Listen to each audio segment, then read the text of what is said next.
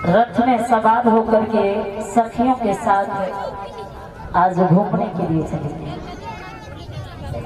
तो जाकर के जैसे ही फूल बाग में जिस समय पहुंचे तो रानी पवन रेखा ने उस फूल बाग की सुंदरता को देखा है कि उस फूल बाग में बड़े सुंदर सुंदर पुष्प खिले हैं, बहुत तितलियां उड़ रही हैं, खुशियों का ठिकाना नहीं रहा। अपने उस दुख को भूल गई रानी पवन रेखा। उन पुष्पों की सुंदरता को निहार निहार करके बड़ी प्रसन्न होती है, सखियों से आपस में बातें करती हैं। तब तक एक द्रुमलिक नाम की राक्षस ने जैसे ही रानी पवन रेखा की सुंदरता को देखा, उस राक्षस ने जैसे ही रानी पवन रेखा को देखा है उसकी नियत बदल जाती है।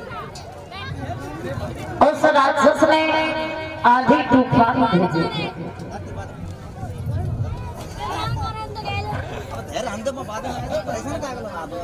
और जब आंधी तूफान भेजे तो रानी पवन रेखा की सभी सखियां जो थी वो रानी पवन रेखा से बिछड़ जाती। तो रानी पवन रेखा उस फूल बाग में अकेली रह गई।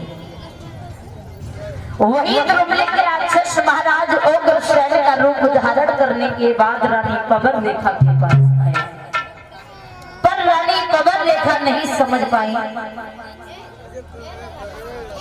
कि ये कौन है। वो समझी कि हमारे महाराज उग्रसेन हैं। हाथ जोड़ करके कहने लगी, महाराज अरे आप अभी तो महलों में थे लेकिन आप बड़ी जल्दी हमारे पीछे पीछे चले आए। उग्रसेन के रूप में वो राक्षस कहने लगा, रानी अरे जब तुम आए तो महलों में हमारा मन नहीं लगा, तुम्हारे पीछे पीछे हम भी चले आए। रानी पवन रेखा बेचारी नहीं समझ पाई।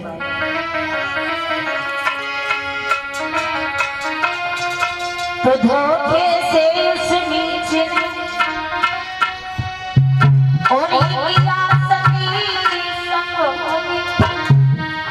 प्रकट हो गया अंत में निश्चल का संयोग। देखी पवन रेखा उसे और नहीं गई थी जो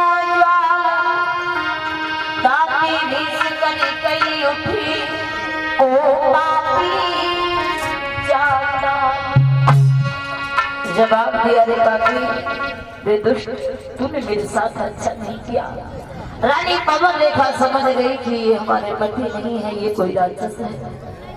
कहा है नीच, अगर मैंने तुझे पहले से पहचान लिया होता तो अपने पतिव्रत धर्म से ही श्राप देकर के तुझे नष्ट कर देती। रे पापी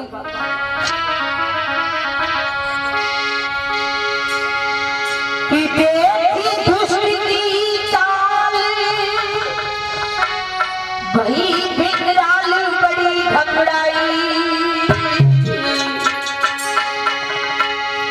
जाने बूझ की दुश्मन तूने मेरे संग करने घटिया।